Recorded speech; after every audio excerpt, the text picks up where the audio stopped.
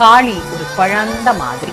அப்படியே நாம அவள் கிட்ட போனோம்னா ஒரு தாயாக இருந்து நம்மள இப்படி ஒரு சேய் மாறி அரவணைத்துக் கொள்வா. நம்முடைய துன்பங்களை எல்லாம் நீக்கி நமக்கு இன்பத்தை தரக்கூடிய, ஞானத்தை தரக்கூடிய ஒரு ஞான தேவியாக, வாழ்க்கையில வெற்றியை தரக்கூடிய ஒரு அற்புத தெய்வமாக விளங்கக்கூடியவள் காளி.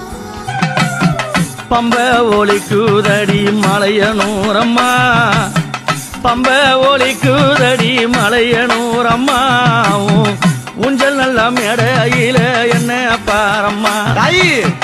பம்ப ஒலிக்குதடி மலையனூரம்மா, ஊஞ்சல் நல்ல மேடையில என்ன பாரம்மா.